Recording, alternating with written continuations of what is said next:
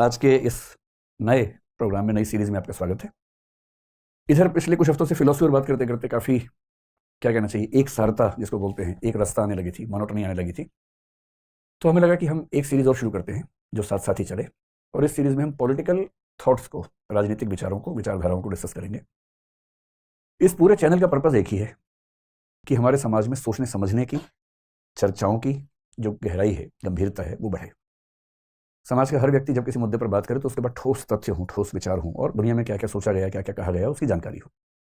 और हमें लगता है कि एक बेहतर समाज के निर्माण में चर्चाओं की बहुत भूमिका होती है, और चर्चाएं कुछ गहराई तक ले जाएं तो उसका फायदा अलग होता है। तो राजनीतिक मुद्दों पर भी तो बात होनी चाहिए ना। राजनीति हमारे समाज को सबसे ज़्यादा प्रभावित करने वाली इकाई है। इसलिए हम राजनीति में हों ना हों, मतलब राजनीति में नहीं होना तो कोई विकल्प है ही नहीं, कम से कम एक वोटर तो हम हैं ही, और वोट करने के रूप में कम से कम राजनीतिक भूमिका निभानी ही है। तो क्यों ना हमारी राय सही तरीके से बने, बेहतर तरीके से बने। बहुत सारी विचारधाराएं हैं राजनीति में। सोशलिज्म यानी कि समाजवाद आपने सुना होगा, मार्क्सिज्म, मार्क्सवाद सुना होगा, लिबरलिज्म, उदारवाद का नाम सुना होगा, फेमिनिज्म, नारीवाद आजकल खूब चर्चाओं में रहता है। कुछ लोग नारीवाद और स्त्रीवाद में भी अंतर करते हैं कि नहीं, सही अनुवाद स्त्रीवाद है, नारीवाद नहीं है फेमिनिज्म का। एक अनार्किज्म या अराजकतावाद नाम की विचारधारा है। फासिज्म का नाम सुना होगा, फासीवाद कहते हैं। ये सारे मुहावरे हमारी राजनीतिक भाषा में दिखाई पड़ते हैं।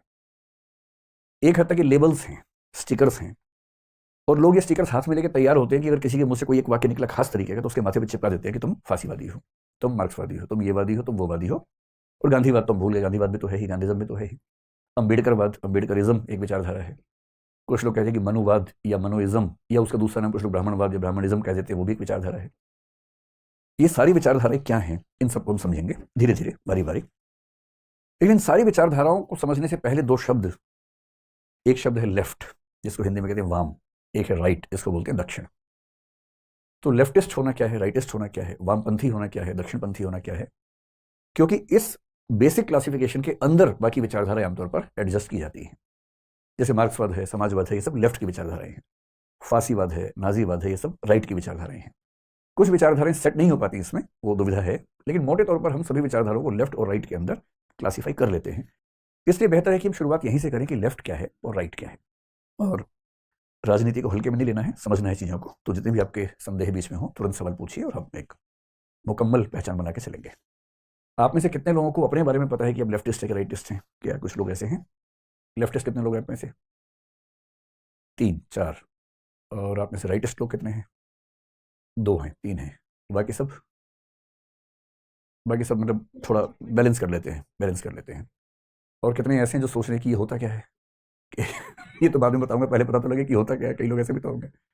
तो अभी क्लास के अंत में फिर से मैं आपसे पूछूंगा कि आप में से कितने लेफ्टिस्ट है, कितने राइटिस्ट हैं। हो सकता है उस समय तक क्लैरिटी आपको थोड़ी सी बेहतर हो जाए, ठीक है?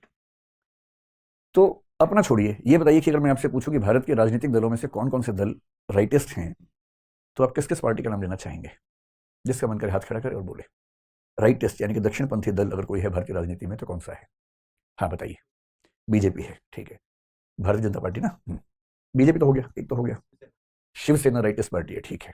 और कोई? एमएनएस, महाराष्ट्र नवनिर्माण सेना, ठीक है। अच्छा, प्रेजेंट में जिसकी गवर्नमेंट होती है वो राइटिस्ट ही माना जाता है?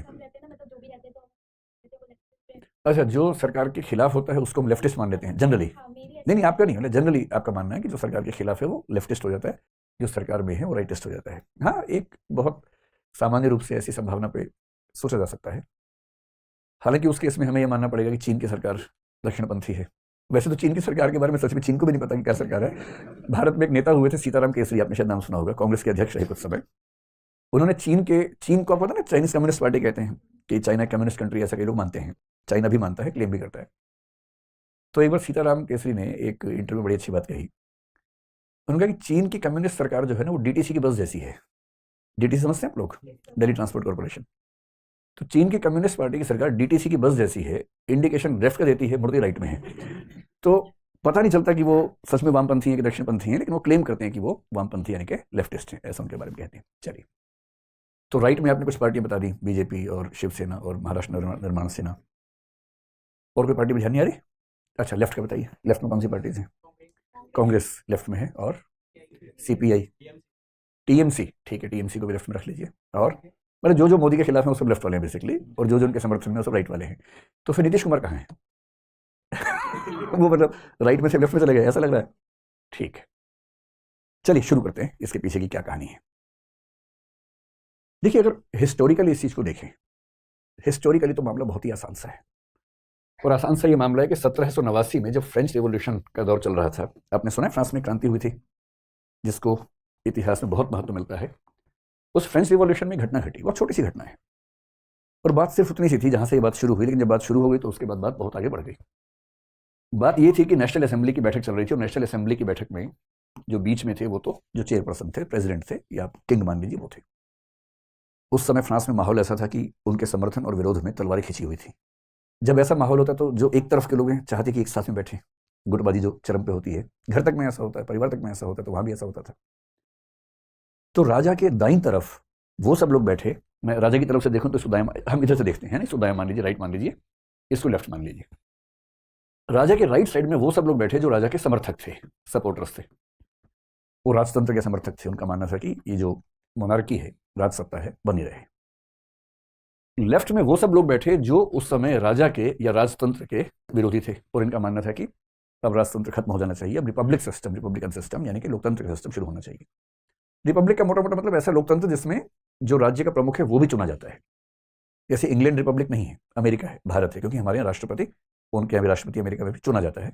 जबकि इंग्लैंड में आप देखेंगे कि जो किंग है वो किंग ही है।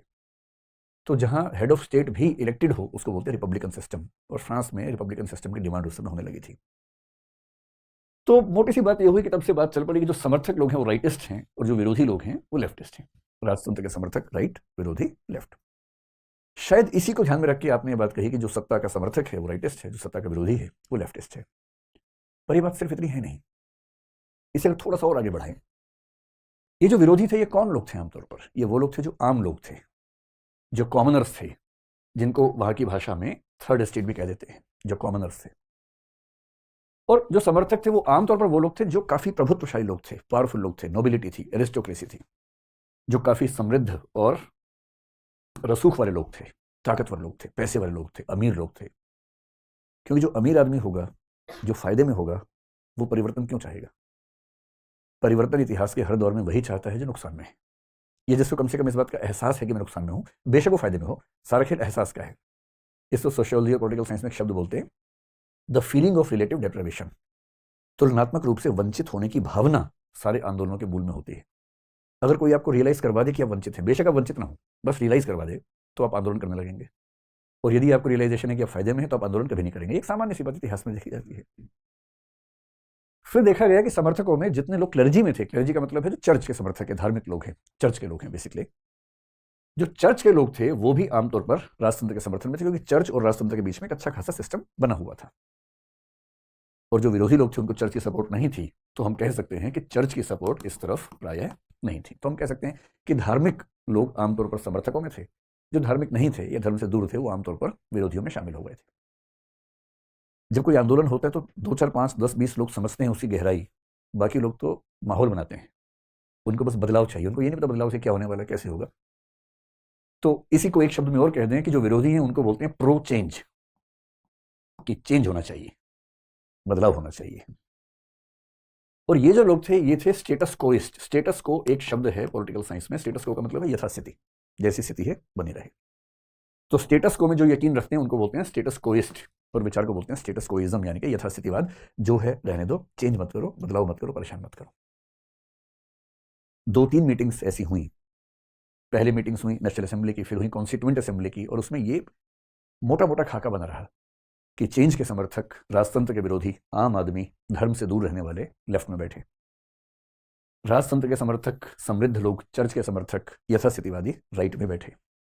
और धीरे धीरे ये मुहावरा फैलने लगा, फ्रांस के बाहर भी फैलने लगा, कि राइट में होने का मतलब ये होता है और लेफ्ट में होने का मतलब ये होता है।